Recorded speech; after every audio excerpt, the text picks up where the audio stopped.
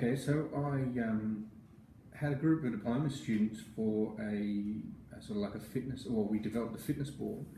Um, so if I think back to the competencies, they were sort of like quite communications based and sort of uh, quite loose to the fitness industry, but obviously quite important key skills that people would need to be successful in any industry. And so I think there was also a project management or a project competency in there as well. And so what we sort of did is establish the CRT Fitness Board. And so that sat, I guess, or reported to the head of department and sort of sat above CRT FINAl, the gym.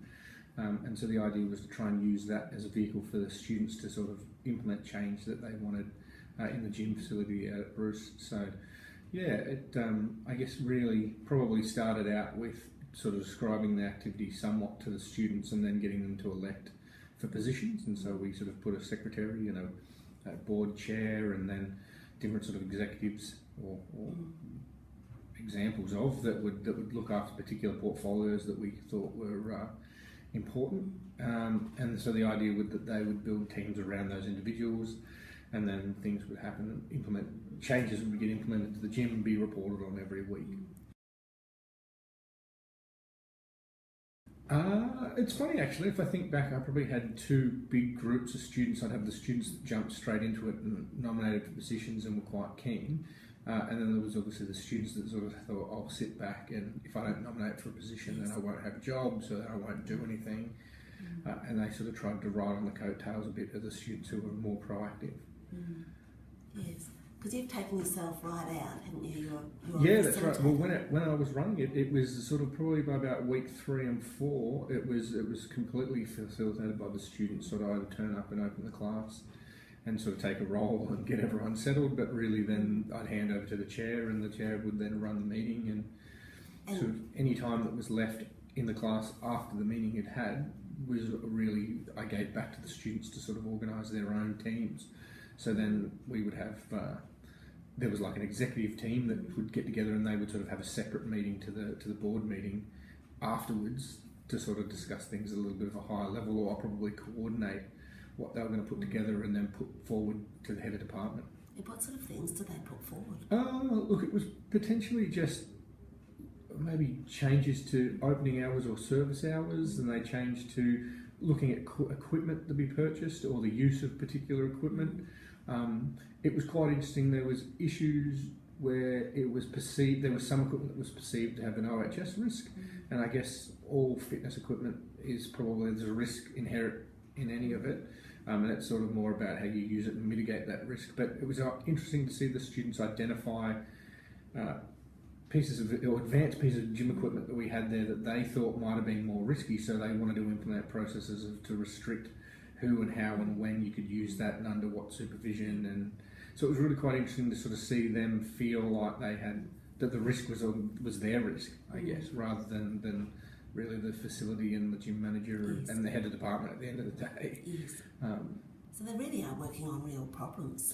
Yeah, look, they definitely, it was, we probably, I mean, I think if I think back, I probably had about 4 things that I come to them, which were around the project sort of space, and so put that to them and said, look, kick us off, this is what I want to do. And it was more probably around the community engagement, and at that time we'd only just started sort of Heart Moves, which was sort of I guess a collaboration with the Heart Foundation to offer low impact, low cardiovascular exercise to sort of people that were at risk or had heart circulatory issues. And I mean, it was a nominal fee, like $5 a class or something. I mean, it was basically enough to cover the instructor. And that's now sort of getting to the point where I believe they're running sort of 3 and 4 classes a week out at the gym. But it was looking at trying to sort of offer similar services to other groups or cohorts of the community. And so that's what I think got the students thinking about, well, we've now got a thing or a task to sort of put our heads together.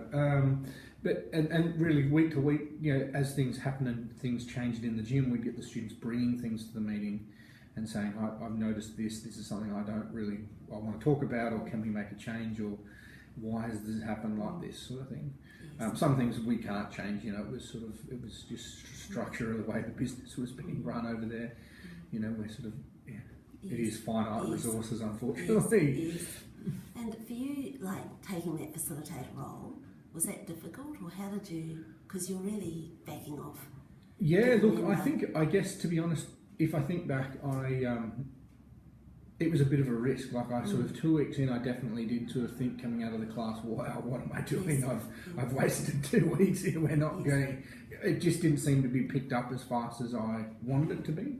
But if I think now, it was probably as fast as a transition as it would ever happen, because it was quite different to any other class that I taught at the same time, but also quite different to any of the other teachers in those cohort students were exposed to. So they got to my class and were like, what's going on here?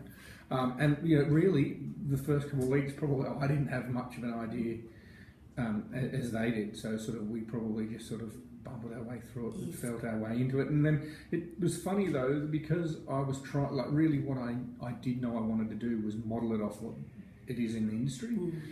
So I figured if I stick to what's true and how meetings run in sport organisations and in gyms and all sorts of things, then surely it'll have to fall into, it'll become what I want it to become. And sure enough, it sort of did. And I think I did get lucky too. I had a couple of, probably 3 or 4 really strong students who are very interested and passionate about moving into the fitness industry as a fitness professional. And these 4 individuals had also worked to some degree already doing gym floor and personal training. So they sort of stepped up and just jumped straight into the opportunity to go, well, I can see this as my role and I'm going to extend myself a little bit further. And so by them doing it made the whole thing real, because all of a sudden there was 4 or 5 people actively participating. Not everyone was just sitting back in class, which I did that's where my focus probably after about week 5 switched to trying engaging the students who weren't engaged, as opposed to coordinating the whole thing. It ran itself. So how did you do that then? Students were not so engaged. Oh, look, I would then group them with really engaged students. So, and then we would look to project work, or I would give them, I guess, reasonably remedial tasks between this week and next week. So everyone would leave the meeting with something to do, and then once we put that as an agenda item, if that held the accountability there, because next week it's like, okay, Tim, where are you up to with X, Y, and Z? And he couldn't sit there and say, I didn't do anything. I mean, if he did, then that wasn't answering to me individually as the teacher, it was answering to the board, because they'd let the cohort down. Yeah. So if for a new teacher coming along who wants to go this direction, is there any advice you could give? I would say think of what your industry is. If you can make it as real as your industry, I mean, then it might be, you're going to have to sit back later and try and work out the education side to make sure that you can tick all the boxes and dot all your I's and cross all your T's. But if you make it as real as it is in industry, then I think that's the experience you're exposing the students to, and then, the learning will happen, but it mightn't be in the sequence that you think is logical, as you would deliver in a lockstep, structured, very, very scaffolded class. And then there was definitely things that happened when I think back.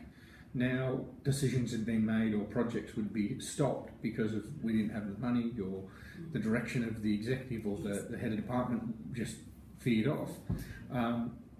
And so that ruined that project in the sense, but it was an example of what happens in the real life, so the students needed to then adapt. So although I was disappointed and the students were disappointed with some of the initial outcomes for some things, in the the grand scheme of things and the long view, it probably worked in our favour, because that unfortunately is just the way of the world. And so had everything gone smoothly, it probably wouldn't have been as real as this was. It was such a good learning experience. That's right. Okay, thank you. No That's worries. brilliant.